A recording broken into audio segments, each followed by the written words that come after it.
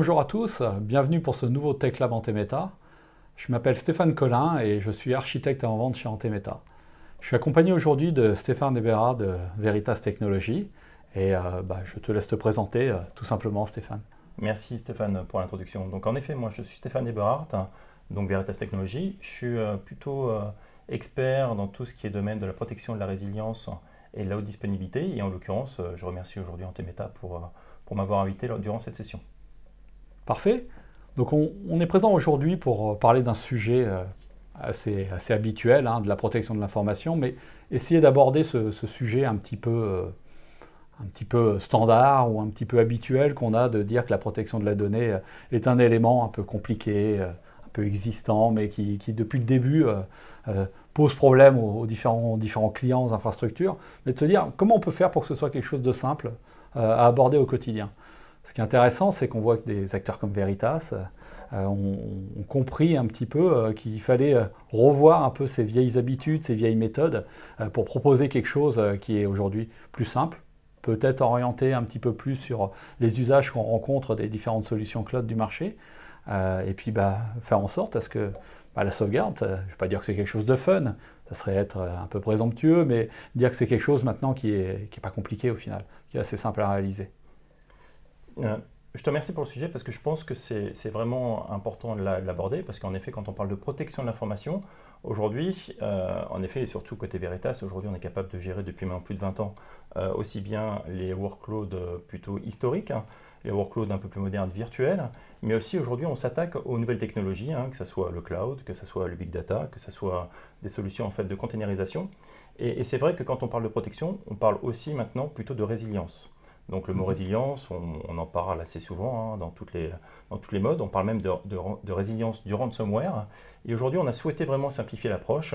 Donc du début, en effet, en gérant les workloads plutôt historiques, mais de gérer justement tous ces workloads de la même manière, d'une manière simple, en utilisant une interface plutôt simplifiée et très rapide à prendre en main.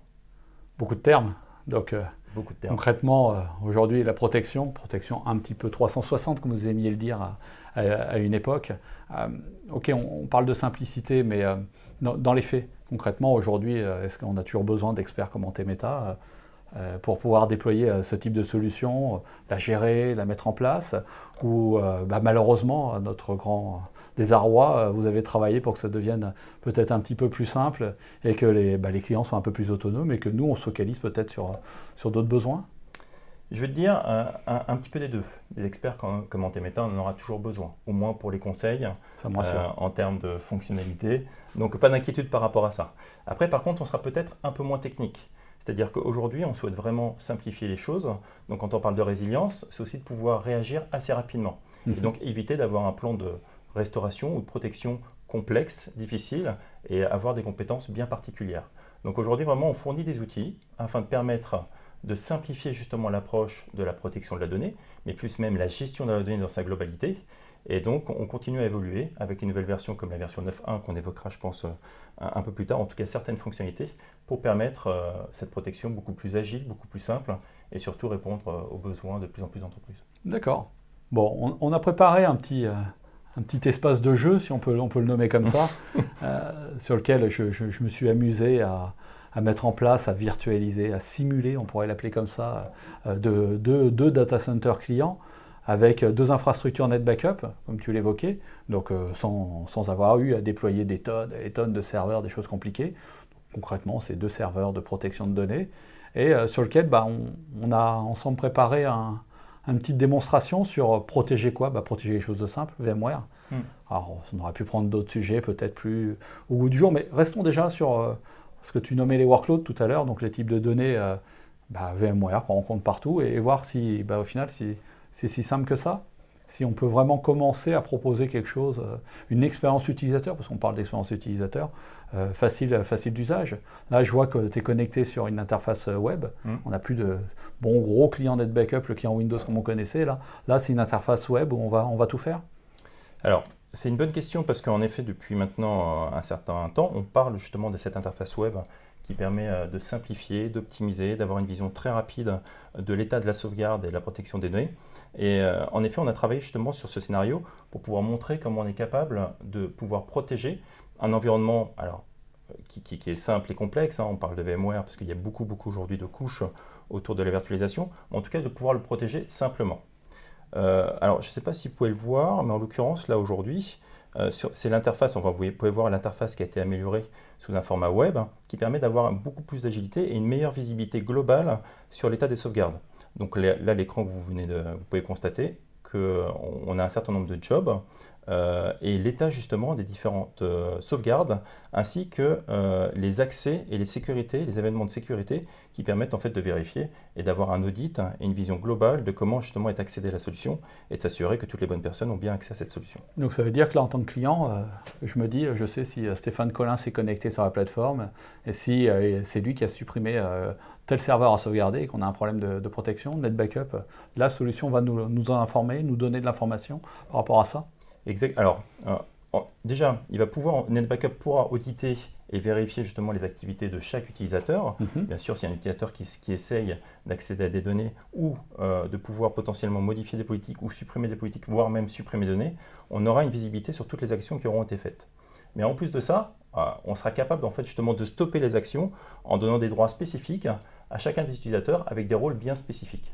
Donc, ce qui permet bien sûr de limiter les problématiques de suppression par erreur, typiquement sur NetBackup, mais aussi de pouvoir s'affranchir et de se protéger des attaques potentiellement extérieures. D'accord. Bon, là, je vois qu'on a fait une partie du travail, hein, on est connecté route. Bon, pour les personnes à qui ça parle, effectivement, ça veut dire qu'on a des droits un petit peu élargis, mais ce n'est pas une nécessité. Puis il me semble avoir compris que maintenant, NetBackup était ce qu'on peut appeler rootless, excusez-moi du terme, mais c'est un produit qui n'a plus besoin de fonctionner avec les droits super administrateurs des différents serveurs. Donc ça, c'est quand même un point important. Il y a un axe sur la sécurité qui a été réalisé, il y a vraiment un fort parallèle sur le fait qu'aujourd'hui, la solution de protection de données est une solution qui nécessite d'être sécurisée et pleinement. Alors, en effet, avec cette interface web, ça nous apportait beaucoup plus de simplicité aussi pour pouvoir gérer les droits, les permissions des utilisateurs. Typiquement, là, on parle essentiellement de VMware. On pourrait parler d'Oracle ou d'autres workloads, donc d'autres clients à protéger. Aujourd'hui, on est capable en fait vraiment d'être assez fin dans l'attribution des permissions à certains utilisateurs pour qu'ils n'aient accès uniquement aux workloads qu'ils doivent protéger. Donc, c'est vraiment intéressant et tout ça vraiment très facilement avec l'interface web. Donc, c'est quelque chose qui permet vraiment d'être beaucoup plus agile et surtout d'avoir un meilleur suivi sur les actions effectuées par tous ces utilisateurs. D'accord. Bon, divergeons pas trop. Aujourd'hui, notre sujet, c'est de rester simple. La sauvegarde de VMware, la restauration de VMware. Alors, ça peut paraître un peu bateau, mais déjà, si on devait mettre en place une sauvegarde d'une simple machine virtuelle, qu'est-ce qu'on aurait à faire ? Est-ce qu'on a à peu près 72 000 clics à réaliser ? Est-ce qu'on va devoir exécuter des scripts, faire de la ligne de commande ? Alors, en tout cas, en effet, la sauvegarde et la protection des environnements virtuels, et en l'occurrence VMware, c'est quelque chose qui est très demandé. Donc, ce que je vais faire déjà, si c'est OK pour toi, c'est déjà présenter l'interface. Au moins que tout le monde puisse être confortable sur justement les différentes options qui peuvent être disponibles en fait dans cette interface. D'accord. Donc, ce que vous pouvez constater là, c'est qu'en effet, on est connecté sous un mode root, où justement l'administrateur a accès à toutes les données, et en l'occurrence à toutes les informations qui concernent l'environnement de sauvegarde. Comme je l'ai dit précédemment, on est capable bien sûr de pouvoir filtrer et affiner toutes ces permissions, donc très finement. Là, pour la démonstration, on a souhaité quand même vous montrer toutes les options qui étaient disponibles, et dans ce cas, montrer en effet les différents rapports qui pouvaient être montés sur l'interface, en tout cas de base. Donc, globalement, en fait, en termes de filtres et de champs, vous pouvez voir que ça ne change pas beaucoup quand on compare ça en fait avec les anciennes interfaces. D'accord. Cependant, quand on regarde en effet l'activity monitor, hein, qui est un endroit en fait, qui est l'endroit pour pouvoir scruter et monitorer l'état des sauvegardes, des restaurations, voir s'il y a des échecs ou ce genre de choses, on a rajouté quelques filtres afin de simplifier justement l'approche et côté monitoring et surtout accélérer le mode de vérification de l'état des backups. Donc on a un certain nombre de filtres, aussi d'autres éléments qui permettent justement d'optimiser et de synthétiser l'état des sauvegardes. Bon, ça m'embête un petit peu parce que nous on a développé un portail pour ça qui permet de faire beaucoup plus. Bon, blague à part, hein, aujourd'hui c'est un élément qui est important de pouvoir filtrer quand quelqu'un vient te voir et il te dit est-ce que la sauvegarde de mon serveur SAP, je ne sais quoi, est-ce qu'il est sauvegardé ? Si j'ai bien compris, tu tapes le nom de la machine et il va te filtrer de manière dynamique l'information. Exactement, mais c'est super important ce que tu viens d'évoquer parce qu'en effet, tu viens d'évoquer en fait le portail dans tes méta. Hein, et en effet, aujourd'hui, toutes les fonctionnalités que vous pouvez voir en fait sur le portail Veritas, en tout cas l'interface Veritas, sont aussi accessibles en utilisant les API. C'est-à-dire qu'aujourd'hui, si les clients ont des portails internes pour pouvoir manager et gérer l'environnement virtuel ou le backup ou gérer tout un tas de services, on est capable en fait de fournir ces API pour pouvoir intégrer justement les services de sauvegarde et de protection qui sont déjà disponibles dans l'interface web NetBackup. D'accord. Bon, je te propose qu'on passe quand même à la configuration de la sauvegarde. Ok. Alors, je vais continuer, je sais que je parle beaucoup. Ah bah, alors, bien sûr, attention, j'ai un buzzer. Très bien pour les questions, ça. Donc, il y a bien sûr le côté qui change beaucoup, c'est bien sûr le côté protection. Donc, en tout cas, la section protection. Aujourd'hui, en fait, vous connaissez, si vous ne connaissez pas à l'époque, c'était en effet des politiques, on les a toujours, qui permettaient en effet de rentrer un peu plus en détail sur les politiques de sauvegarde.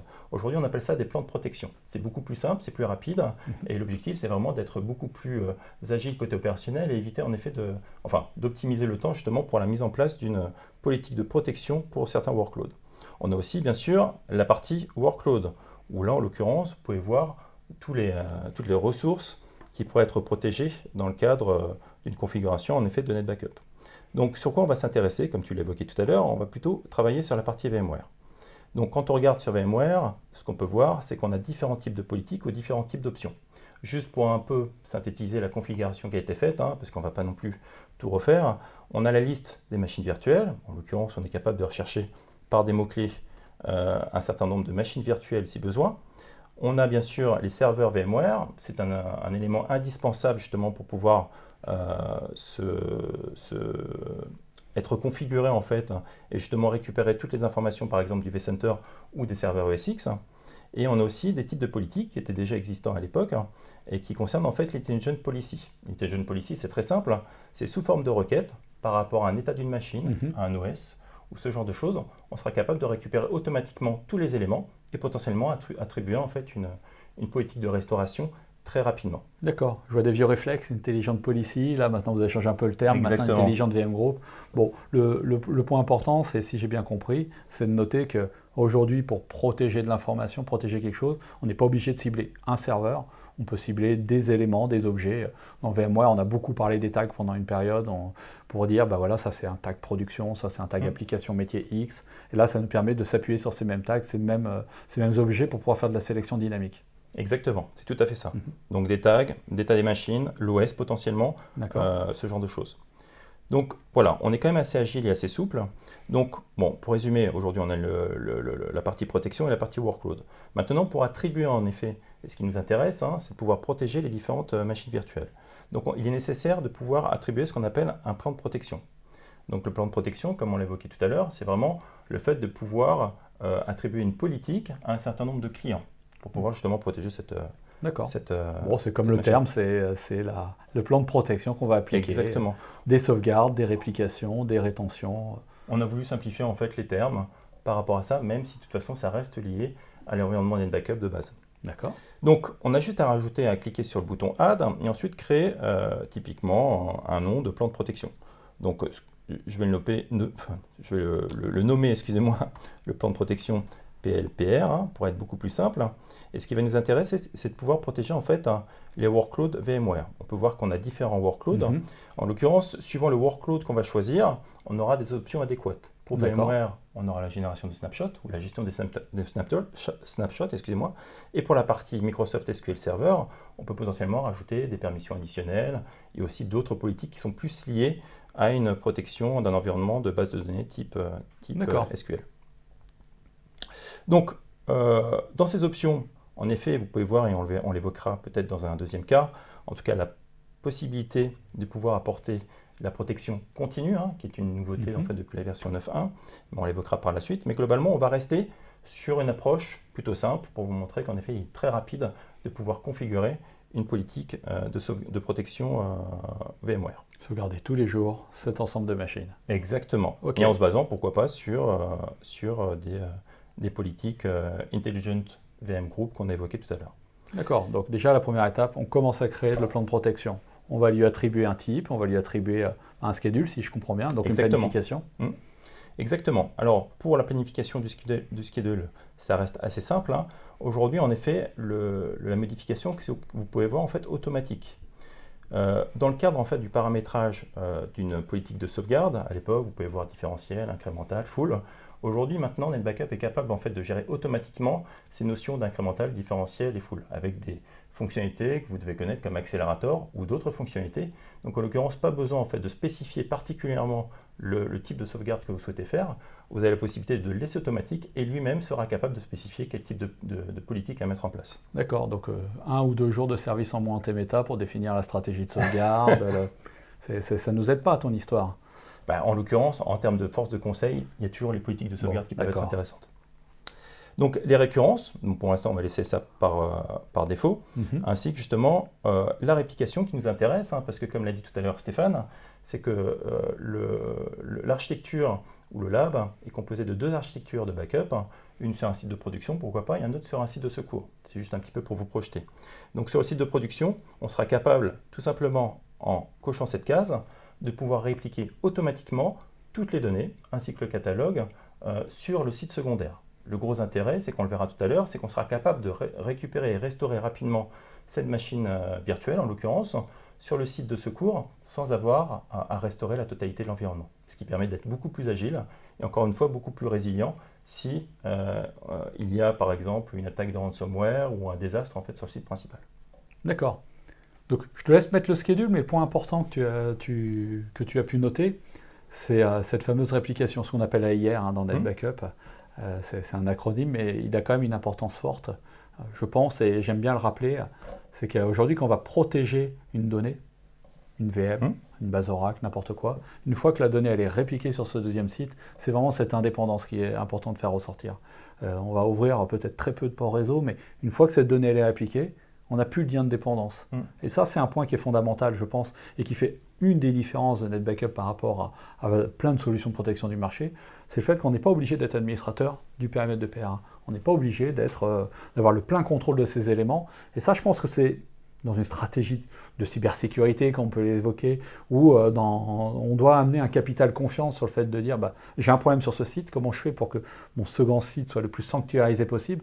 Je pense que AIR fait partie des éléments qui sont fondamentaux dans une stratégie, que ce soit portée par du Veritas ou dans un plan de protection quand Meta pourra proposer à nos différents clients. Exactement. Aujourd'hui, AIR, donc cette fonctionnalité que tu viens d'évoquer, existe déjà depuis un certain temps et elle est proposée dans différents cas. En l'occurrence, essentiellement sur du PRA, mais tu as cité en effet la notion de sanctuarisation ou potentiellement aussi de airgap. Là, aujourd'hui, en effet, ça permet de limiter le nombre de flux tout en répliquant toutes les données qui se trouvent sur le site primaire, mais aussi en limitant les permissions. Ça veut dire que ce n'est pas parce qu'il y a un administrateur qui se trouve sur le site principal et qui peut effectuer toutes les sauvegardes qu'il souhaite ou même des limitations sur mémoire qu'il pourra faire la même chose sur le site secondaire. Ce qui permet en fait de limiter fortement les accès et surtout limiter en fait les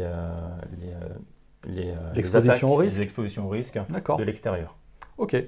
Donc là, tu as rajouté une fenêtre de sauvegarde tous les jours. C'est juste par exemple, donc en l'occurrence, là j'ai voulu sélectionner une fenêtre de sauvegarde juste pour montrer un petit peu comment ça se configure assez rapidement. D'accord. Donc de 22h à 24h, mais c'est juste un exemple, j'aurais pu prendre un autre créneau, mais en l'occurrence, voilà, c'était juste pour montrer un petit peu comment on était capable de dupliquer assez simplement ces éléments. Une fois qu'on a en effet configuré la partie classique, donc en tout cas le nom et les différentes options, les planifications, on va continuer justement sur la partie Storage Option. On est en arrière, je crois. En effet, tu as raison. Autant pour moi. En plus, vous avez mis du bleu pour que ça aille un peu plus vite, du bleu en T-Meta. Non, c'est parce que je n'ai pas trop l'habitude de Mac, en fait. Je suis désolé. Donc, en l'occurrence, on a ce qu'on appelle en fait le Backup Storage. Alors, pour rappeler un petit peu les notions de NetBackup, on va bien sûr devoir stocker en fait sur un stockage rattaché à NetBackup, qui peut être un stockage de duplication ou un autre type de stockage. Et on s'appuie en fait sur ce qu'on appelle en fait des politiques de stockage. Là, c'est réellement en fait des storage uniques qu'on va utiliser, des unités de stockage. Là, on n'en a créé qu'une. Et ce que vous pouvez constater, c'est qu'en effet, on a activé un certain nombre de fonctionnalités qui sont d'office configurées sur ce type de stockage. Donc, on parle d'accélérateur, on l'a évoqué tout à l'heure, pour faciliter justement la génération des foules, le temps incrémental, Instant Access pour pouvoir restaurer beaucoup plus rapidement une machine virtuelle et pouvoir accéder aux données très rapidement, et puis la réplication qu'on a évoquée pour la partie PRA. D'accord. Donc on va sélectionner cette partie-là, on va aller sur la partie Replication Target, vous pouvez voir en effet, bon là on n'a qu'une seule option, mais on pourra avoir plusieurs options. C'est-à-dire qu'aujourd'hui, du site principal, vous pourriez répliquer sur de multiples sites. Ou sinon dire que certaines données ou certains clients pourraient être répliqués sur un site A de secours et un autre site B de secours. Là aujourd'hui on a voulu simplifier vraiment l'architecture, mais ça aurait été aussi simple si on avait plusieurs sites de secours. Mais on va sélectionner donc l'architecture de secours qui est NetBackup NBU 002. Donc ça aurait pu être très bien le site de secours basé chez Antemeta, basé dans Azure, par exemple, à exactement. plein d'endroits. Exactement, c'est un très bon exemple concernant le site de secours qui pourrait être en donc effet, avec la stratégie d'importation automatique qui s'affiche juste après, c'est-à-dire que là, encore une fois, on simplifie la configuration, on n'a pas besoin d'aller faire de la double configuration à droite, tout est déjà préintégré. C'est tout à fait ça. En fait, les autorisations sont automatiquement effectuées entre les deux et tout est préintégré. Et il y a juste à choisir en effet des politiques, ce qu'on appelle des SLP, qui permettent d'importer automatiquement les données et encore une fois pour faciliter la résilience et la protection des données sur le site de secours. D'accord. Bon, on a fait quelques clics quand même déjà là pour la configuration, mais on voit que c'est quand même beaucoup plus simple qu'avant. On est moins dans le saut d'interface et ainsi de suite. Ouais. Là, on est vraiment bien guidé. OK.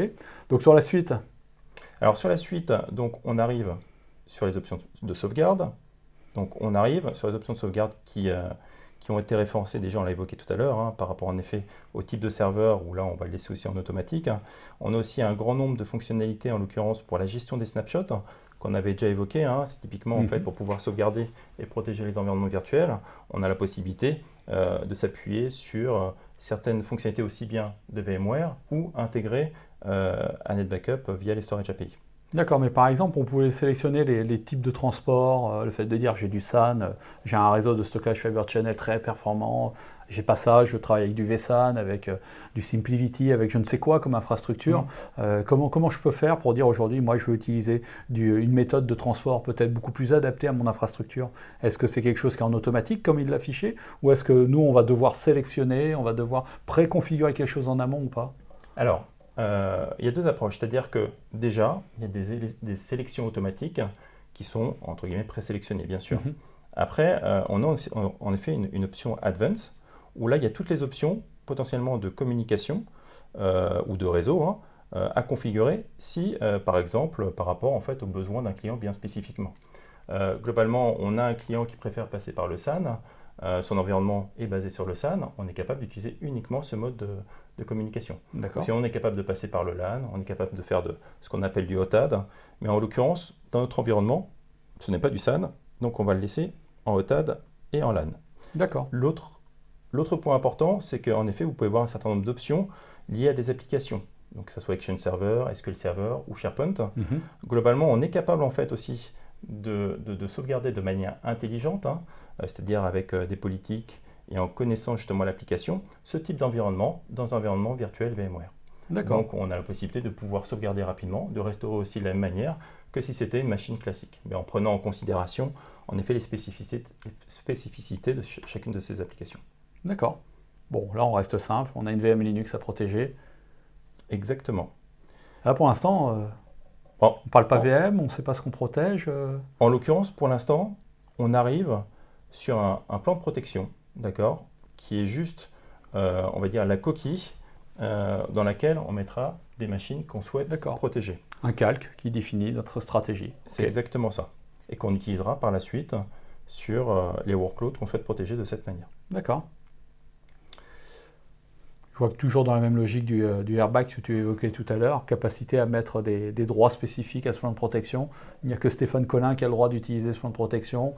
Stéphane Hébert n'aura jamais le droit de l'utiliser. J'ai l'impression que tu regardes mon écran. Mais en l'occurrence, quand on regarde en fait les suites logiques en effet de la création du plan de protection, on arrive en effet sur une notion de permission. On l'évoquait tout à l'heure, je l'évoquais tout à l'heure, sur le fait en effet qu'on a des rôles vraiment très très fins et on est capable en fait d'attribuer par exemple le rôle de la sauvegarde d'un environnement virtuel uniquement aux admins virtuels, ou même uniquement à des opérateurs de la sauvegarde d'environnement virtuel.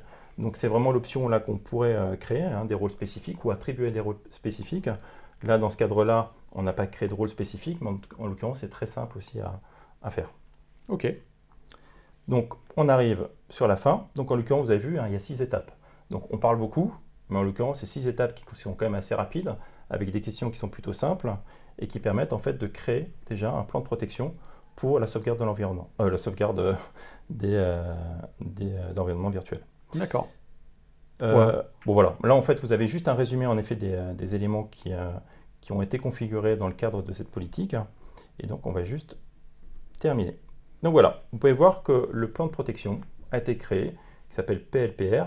Maintenant, il n'y a plus qu'à attribuer les workloads qu'on souhaite protéger et qu'on souhaite rattacher en fait à ce plan de protection. D'accord. Donc là, si je veux sauvegarder une machine virtuelle, je vais devoir modifier le plan de protection. Je vais devoir faire quoi concrètement? Alors, le plan de protection, tu peux le modifier si tu le souhaites, mais non, aujourd'hui, il a été créé, donc il reste de cette manière. Et si tu as besoin de sauvegarder une machine virtuelle, tu as juste à revenir en effet sur le champ qu'on avait évoqué tout à l'heure, qui est le champ VMware dans les workloads, et attribuer une machine virtuelle directement, ou plusieurs, dans ce plan de protection.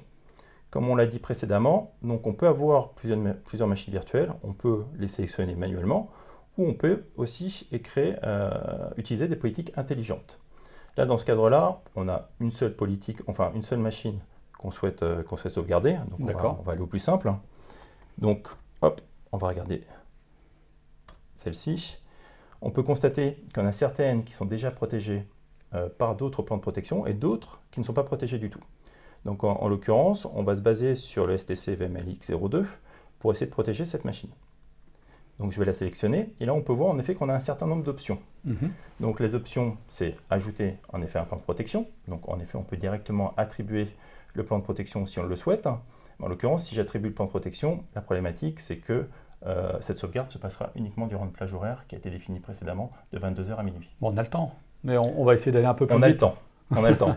Mais l'objectif, c'est quand même en fait de vous montrer comment s'effectue la sauvegarde, mais gardez en tête qu'en tout cas, on peut attribuer ce plan de protection et lancer une sauvegarde tout de suite pour vérifier justement l'état de la sauvegarde. D'accord. Donc ce que je vous propose de faire, c'est qu'en effet, on va cliquer sur le Backup Now avec justement le plan de protection qu'on avait sélectionné et créé au préalable et on lance la sauvegarde. Donc là, ce qu'on vient de faire, tout simplement, on vient d'attribuer une machine dans un plan de protection qui actuellement n'est pas protégé. Et il suffit de regarder dans l'Activity Monitor pour vérifier l'état justement de la sauvegarde de cette machine. D'accord. Ce qu'on peut voir, c'est qu'on a deux jobs en cours. Donc bien sûr, il y a la génération du snapshot qui va être effectuée sur l'environnement virtuel, VMware. Et on a aussi le backup de ce snapshot-là, plus la réplication qu'on a évoquée tout à l'heure. D'accord. Donc cette réplication sera directement rattachée à ce job-là et on répliquera automatiquement toutes les données d'un site primaire vers un site secondaire. Et justement, malheureusement, si il y arrive un désastre sur un site principal, toutes les données auront été sauvegardées et répliquées automatiquement. D'accord. Donc là, il va lancer ses étapes. Je vois qu'il a fait un snapshot, il lance une sauvegarde. Si on va voir un petit peu dans le job de sauvegarde, qu'est-ce qu'il nous dit? Donc on y retrouve de l'information suffisamment détaillée, parce que c'est bien la simplification. Sauf que demain, si on est incapable de dépanner la solution, c'est ingérable. Il faut quand même quelque chose, de la simplicité d'usage. Il faut un peu d'information pour des gens comme moi qui ont envie de savoir si il a réussi à telle heure faire telle chose ou pas. Mais que ça reste digeste. Donc là, on y retrouve ce qu'on connaissait déjà avec NetBackup, une interface qui nous donne de l'information, mais qui nous donne un petit peu de détails pour dépanner en cas de problème. Exactement. Alors, là, on a montré la configuration. La configuration est super simple. Vous avez vu que la sauvegarde et la protection se passent aussi très très bien. C'est quand même plutôt aussi simple. Encore une fois, c'est pour améliorer le côté opérationnel. Cependant aussi, la force d'une solution comme NetBackup, c'est que tout est audité. C'est-à-dire que les jobs, les accès, les permissions, mais aussi les process qui sont effectués lors de la backup d'une sauvegarde ou d'une réplication. Donc, globalement, on ne va pas demander à un client de vérifier, on peut, en tout cas s'ils sont intéressés par la partie technique, de vérifier les logs, mais ça peut être très intéressant en tout cas pour des partenaires tels qu'Antemeta, ou aussi pour pouvoir fournir un peu plus d'informations à notre support s'ils en ont besoin. Donc c'est vraiment, vous avez aujourd'hui une totale clarté en tout cas sur ce qui se passe et les process qui sont effectués lors d'une sauvegarde. Ça reste exactement de la même manière, les logs restent identiques à ceux des versions sur Java ou sur les anciennes consoles, et en l'occurrence ça nous permet en effet de pouvoir diagnostiquer beaucoup plus rapidement et d'avoir une vision globale. D'accord, bon bah parfait. Alors je me permets d'appuyer sur le buzzer. Pour quelle raison? Il y a une raison très simple, parce que je crois qu'on déborde un peu. forcément, il y a beaucoup à dire, je vois. Laissons la sauvegarde tourner. Tout à l'heure, tu as évoqué un sujet, et je pense qu'il est important qu'on essaye de terminer à minima cette présentation sur ce sujet. Tu as parlé de la protection continue. Là, c'est une nouveauté de la plateforme, hein, de la solution qui permet de faire de la sauvegarde toutes les 24 heures, toutes les 2 heures. Mais cette nouveauté un peu, et ça, on entend parler de plus en plus parler. Je me souviens de la protection continue qui existait sur un autre produit Veritas il y a ça quelques années, qui était génial parce que nous permettait de dire je vais capter de l'information régulièrement, une machine est modifiée et je vais la protéger. Donc dans NetBackup, si j'ai bien compris, j'ai vu qu'il y avait un plan de protection qui s'appelait CDP qui nous amène à cette protection. Ça veut dire que là maintenant dans NetBackup, on est capable de prendre des points de validation, j'ai vu sur toutes les 30 minutes par exemple, toutes les heures et demie, qui nous permettent de dire ben voilà, maintenant j'abaisse considérablement ce qu'on appelle vulgairement le RPO, donc le taux de perte admissible en gros, hein, ce qu'on va autoriser de perte, sans passer par des fréquences de sauvegarde extrêmement violentes. Maintenant on a vraiment une notion de protection continue avec quelque chose qui écoute, ou au final c'est juste qu'on a planifié NetBackup toutes les demi-heures pour qu'il puisse faire une sauvegarde toutes les demi-heures. Alors, en effet, là tu parles en fait des fonctionnalités qui sont arrivées, en l'occurrence depuis NetBackup 9.1. Alors on parle en effet de résilience et d'amélioration de la résilience. Alors pour rappeler un petit peu en effet la résilience, c'est de pouvoir être assez agile et de pouvoir être réactif, quel que soit ce qui peut arriver en fait dans le service informatique. Là aujourd'hui, en effet, on avait des protections déjà qui étaient assez performantes pour la protection des environnements virtuels ou physiques. Et depuis en effet la 9.1, on propose justement ce niveau de data protection continue, où l'objectif c'est vraiment de pouvoir toutes les 15 minutes ou toutes les demi-heures, comme tu l'évoquais précédemment, de pouvoir récupérer les données et aussi de pouvoir bien sûr restaurer sur une période de 30 minutes. Le gros intérêt, c'est qu'aujourd'hui, en effet, si demain vous êtes attaqué par un ransomware ou qu'il y a une attaque, une perte de données ou ce genre de choses, c'est de pouvoir vraiment limiter la perte de données. Et tout ça en quasiment toute transparence, c'est-à-dire qu'en termes de performance, elles seront limitées sur les hyperviseurs et tout sera géré via des drivers VMware pour pouvoir récupérer toutes les I/O, toutes les entrées, donc entrées-sorties, entre l'environnement virtuel et NetBackup. Et tout ça sera généré et géré par NetBackup, et les niveaux de restauration seront exactement les mêmes qu'aujourd'hui, c'est-à-dire la possibilité de faire l'instant access, donc redémarrer rapidement, restaurer rapidement en fait une machine, ce qui est vraiment très intéressant en l'occurrence par rapport à ce qu'il y avait précédemment, hein, donc potentiellement pas obligatoirement besoin de faire ce qu'on appelle des vMotion qui peuvent prendre beaucoup de temps, et aussi la restauration granulaire ou d'une machine virtuelle classique. Bon, beaucoup à dire. Ce que je te propose, c'est qu'on en termine là. Ce qui sera intéressant, c'est qu'on puisse vous partager quelques éléments supplémentaires, peut-être en vidéo qui pourraient être à côté, ou en démonstration, avec grand plaisir de vous présenter ça en direct chez vous, sur vos infrastructures, sur lesquels on pourra revenir un peu sur quelques sujets intéressants. Il y a des éléments qui sont à connaître, tu as parlé de l'instant access, mais il y a un élément qui est extrêmement intéressant, il faudrait parler de la capacité de faire ce qu'on appelle un rollback instantané. Le rollback instantané, c'est ma machine virtuelle. Elle était à l'instant T, elle est corrompue, j'ai fait une mauvaise erreur, mais on pourrait revenir à la version d'il y a une demi-heure, une heure, et la ramener de manière instantanée directement sur l'infrastructure. Donc tous ces sujets, on pourra les développer. On peut les développer par des questions au travers du chat. On est aussi là pour essayer d'apporter un peu ces différents éléments. Écoute, Stéphane, merci beaucoup pour cette préparation. Je pense qu'il y a encore beaucoup à dire. C'est un vaste sujet. On s'aperçoit que effectivement, à mon grand dame, on n'administre plus cette solution qu'avec de la ligne de commande, avec des scripts qu'on a fait qui nous rendent indispensables. Mais c'est plutôt une belle présentation et une belle évolution de la solution. Donc encore merci de ta disponibilité. On pourra compléter un peu tous ces éléments avec un livre blanc qui a été créé avec Veritas, qui nous permet en fin de compte de partager de l'information récente. Ce n'est pas quelque chose qui a été fait il y a 1 an, il y a 2 ans, il y a 3 ans. Ça a été fait avec des clients français sur lesquels on a été voir un petit peu comment faire face à ces cryptolockers. J'aime pas toujours revenir sur la notion de ransomware, de cryptolocker, dire que il faut absolument travailler sur ces sujets-là, mais il y a un vrai sujet. Et la cybersécurité, on la connaît de plus en plus, on entend parler, mais on sait que la sauvegarde, la protection de la donnée devient un pilier de la cybersécurité. Ce livre blanc permet d'introduire ce genre d'éléments. Je vous invite à le récupérer et à le télécharger sur notre site web. On vous mettra le lien à disposition et il doit s'afficher à l'instant T. Et n'hésitez pas à nous poser des questions au travers du chat. Merci à tous. Je me tiens à votre disposition, vous avez toutes mes coordonnées, ainsi que celles de Stéphane. Merci beaucoup. Et on n'hésitera pas à faire, je ne sais pas si on peut dire une dream team des deux Stéphane, mais avec grand plaisir d'organiser ça ensemble et de réitérer l'expérience. Plaisir partagé en tout cas. Merci d'avoir participé à ce Tech Lab et à très bientôt. Merci à tous. Au revoir.